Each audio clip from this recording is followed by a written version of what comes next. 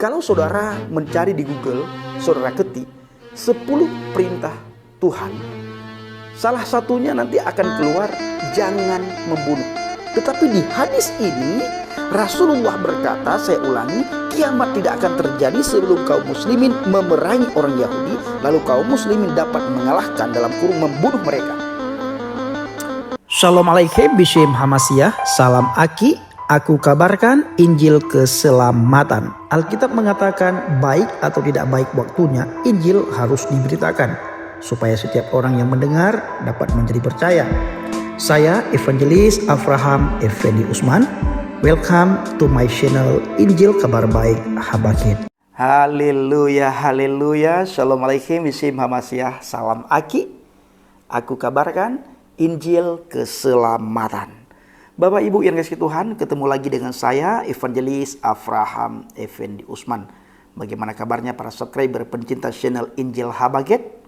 Haleluya, luar biasa. Nah, saya selalu mengajak kita semuanya untuk menempatkan hati dan pikiran saudara di tempat yang netral. Berpikirlah dengan akal yang sehat, berpikirlah dengan jernih, dan berpikirlah secara kritis. Nah, buka sedikit ruang hati saudara dan pikiran saudara supaya saudara bisa menemukan kebenaran, bisa membedakan mana yang tidak masuk akal dan mana yang waras, sehingga kita bisa menemukan kebenaran. Selanjutnya, kerinduan kita di dunia ini kelak supaya kita bisa masuk surga itu tercapai. Kenapa saya katakan bahwa tempatkan hati dan pikiran saudara di tempat yang netral? Ayo, sebelumnya saya akan membacakan sebuah hadis ya. Ini bukan menyerang Islam ya, karena mereka teman-teman mu'alaf sering mengotak-ngatik Alkitab. Nah, dan seolah-olah punya mereka itu sempurna, luar biasa. Sesekali Bapak Ibu kita lemparkan itu kepada mereka. Kita bertanya kepada mereka mengenai apa yang kita baca. Karena kita juga menyelidiki kepunyaan mereka. Di dalam sebuah hadis riwayat Abu Hurairah radhiyallahu anhu bahwa Rasulullah sallallahu alaihi wasallam bersabda, kiamat tidak akan terjadi sebelum kaum muslimin memerangi orang-orang Yahudi. Lalu kaum muslimin dapat mengalahkan dalam kurung membunuh mereka sampai-sampai seorang Yahudi bersembunyi di balik batu dan pohon, lalu batu dan pohon itu berseru, hai orang muslim, hai hamba Allah, ini seorang Yahudi di belakangku, kemari dan bunuhlah dia, kecuali pohon gharqad, sejenis pohon cemara atau pohon berduri, karena pohon itu adalah pohon orang Yahudi. Pohon cemara, pohon orang Yahudi, dikatakan di dalam sebuah hadis. Bayangkan Bapak Ibu, kiamat tidak akan tiba sebelum kaum muslimin memerangi orang Yahudi, membunuh orang Yahudi. Bahkan diriwayatkan di dalam sebuah hadis, di dalam hadis yang baru saja kita dengar, di mana nantinya batu, pohon, semua mereka itu akan diizinkan untuk berbicara. Di mana orang Yahudi bersembunyi, bila orang Yahudi bersembunyi di balik pohon, di belakang pohon, di belakang rumput, di belakang kayu, di belakang batu, pohon dan rumput itu akan berbicara. Menjadi kalau orang Aceh bilang, nyokur orang Aceh Bapak Ibu, jadi kecunga mandum-mandumnya. Kaya jadi kecunga, bate jadi kecunga, mandum jadi kecunga. Artinya apa cunga itu Bang Pendi? Mata-mata. Mereka akan memberitahukan dimanapun orang Yahudi sembunyi, diberitahukan kepada orang muslimin, sehingga orang muslimin itu datang di mana orang Yahudi bersembunyi lalu dibunuh. Nah, padahal ada larangan Tuhan untuk tidak membunuh. Tidak membunuh. Itu larangan. 10 perintah yang diberikan kepada Musa. Salah satu dari 10 perintah itu adalah jangan membunuh. Tetapi Nabi Muhammad berkata di dalam hadis yang diriwayatkan oleh Abu Hurairah radhiyallahu anhu, menyuruh untuk kalau tidak, kiamat tidak akan datang. Kiamat tidak akan terjadi sebelum kaum muslimin memerangi orang Yahudi. Lalu kaum muslimin dapat mengalahkan, dalam kurung membunuh mereka, sampai-sampai seorang Yahudi bersembunyi di balik batu dan pohon. Lalu batu dan pohon itu berseru, "Hai orang muslim, hai hamba Allah, ini seorang Yahudi di belakangku. Kemari dan bunuhlah dia. Kecuali pohon gharqad, sejenis pohon cemara atau pohon berduri, karena pohon itu adalah pohon orang Yahudi." Kalau saudara mencari di Google, saudara ketik 10 perintah Tuhan, salah satunya nanti akan keluar jangan membunuh. Tetapi di hadis ini Rasulullah berkata, saya ulangi, kiamat tidak akan terjadi sebelum kaum muslimin memerangi orang Yahudi, lalu kaum muslimin dapat mengalahkan, dalam kurung membunuh mereka. Tuhan memerintahkan jangan membunuh, di dalam hadis diperintahkan memerangi. Dan di dalam kurung di situ dikatakan mengalahkan sampai membunuh mereka. Pikirkan baik-baik. Makanya kata Buya Syakur Yasin begini Bapak Ibu.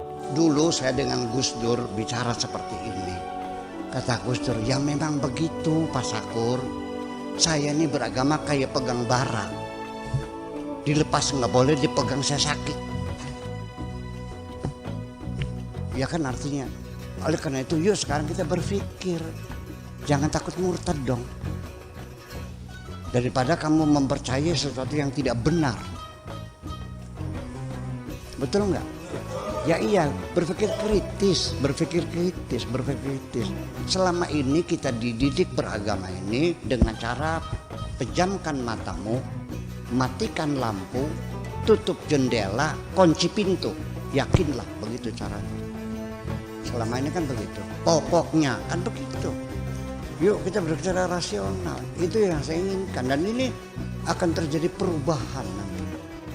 Apa yang disampaikan oleh Buya Syakur Yasin supaya kita berpikir dengan kritis. Kalau kata Bang Adi Armando, berpikirlah dengan akal yang sehat.